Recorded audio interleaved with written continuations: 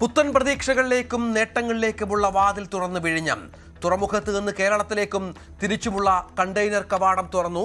ലോകത്തിലേക്കുള്ള കേരളത്തിന്റെ വികസന കവാടം തുറന്നുവെന്ന് മുഖ്യമന്ത്രി വി ഡി സതീശൻ. ഇല്ലാതെ ഒരു പോർട്ടിലും പോകാതെ ഏത് സാധനവും ഈ വിഴിഞ്ഞം പോർട്ടിൽ നിന്ന് ലോകത്തിലെ ഏത് തുറമുഖത്തേക്കും കയറ്റി അയക്കാം.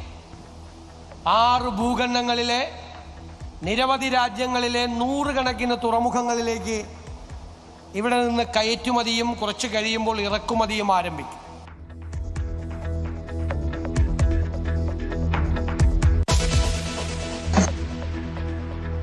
മാസപ്പടി കേസിൽ വീണയുടെ സഹസ്ഥാപനമായ ലേക്കർ ഇന്ത്യ കോർപ്പറേഷനുമായി ബന്ധപ്പെട്ട് ED റെയ്ഡ്.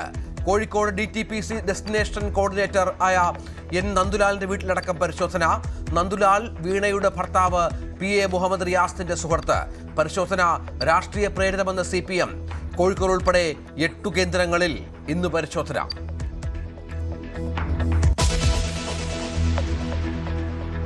ആലപ്പുഴ കരുവാറ്റയിലെ വയോധികന്റെ കൊലപാതകത്തിൽ മുഖ്യ ആസൂത്രക 13കാരി. കൊലപാതകം കരുതിക്കൂട്ടിയുള്ളതെന്ന് പോലീസ്. കൊലപാതകത്തിന് മുൻപ് കൈകാലുകൾ ബന്ധിച്ചത് ഉൾപ്പെടെ പ്രൊഫഷണൽ രീതിയിൽ. പിടിക്കപ്പെട്ട കുട്ടികളെല്ലാം ലഹരി ഉപയോഗിക്കുന്നവർ.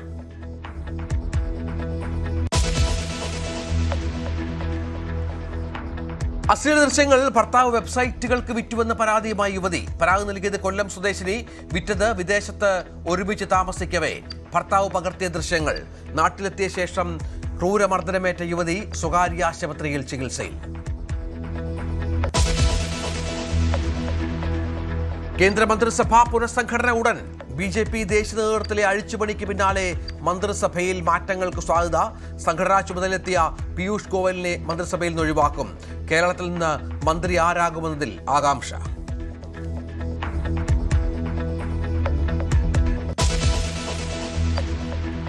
പാലാ നഗരസഭയിൽ അനിശ്ചിതത്വം തുടരുന്നു. വിമതർക്കിടെ തർക്കം. വിമതർ ചൂണ്ടിക്കാട്ടിയ ആൾക്ക് തന്നെ വോട്ട് ചെയ്യുമെന്ന് ഇടതുമുന്നണി. കേരള കോൺഗ്രസ് നേരിട്ട് ഭരണത്തിന് ശ്രമിക്കില്ലെന്നും വിശദീകരണം. മായ രാഹുൽ തന്നെ ചെയർപേഴ്സണാകുമെന്ന് കോൺഗ്രസ് വിമതൻ ടോണി തൈപ്പറമ്പൻ.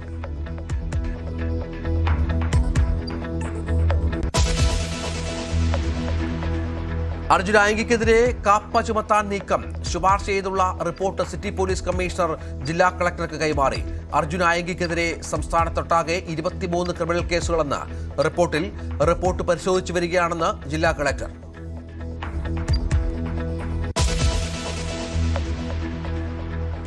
സഖ്യരാജ്യമായ ഒമാനെതിരെയും ട്രംപിന്റെ ഭീഷണി. ഇറാനുമായുള്ള ചർച്ചകൾക്ക് ഒമാൻ ഹോർമുസ് കടലിടുക്കിന്റെ നിയന്ത്രണം സംബന്ധിച്ച് ഇറാനും ഒമാനും തമ്മിൽ ചർച്ചകൾ പുരോഗമിക്കവേ അശ്ലീല പദം ഉപയോഗിച്ചുകൊണ്ടുള്ള ഭീഷണിയെന്ന് ഫോക്സ് റിപ്പോർട്ടർ.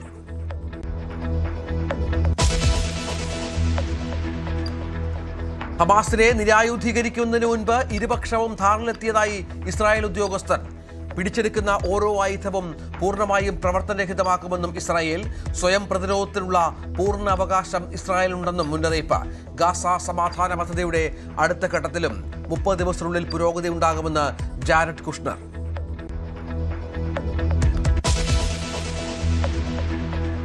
ഇന്ത്യയുടെ തെരഞ്ഞെടുപ്പ് സംവിധാനത്തെ വാനോളം പുകഴ്ത്തി ട്രംപ്. തെരഞ്ഞെടുപ്പ് രീതിയെയും വോട്ടർമാർക്കുള്ള ഫോട്ടോ പതിച്ച തിരിച്ചറിയൽ കാർഡുകൾക്കും പ്രശംസ. പരാമർശം മുഖ്യ തെരഞ്ഞെടുപ്പ് കമ്മീഷണർ ജ്ഞാനേഷ് കുമാറുമായി നടത്തിയ സംഭാഷണം ചൂണ്ടിക്കാട്ടി.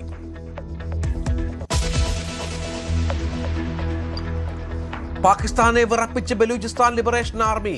8 ദിവസത്തിനിടെ ബലൂചിസ്ഥാനിൽ 22 ആക്രമണങ്ങൾ. 26 പാകിസ്ഥാൻ സുരക്ഷാ ഉദ്യോഗസ്ഥരെ വധിച്ചുവെന്ന് അവകാശവാദം.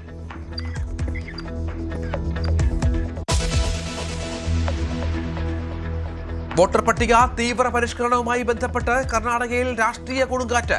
പട്ടികയിൽ പുറത്താകുന്നത് 1 കോടിയിലധികം പേർ.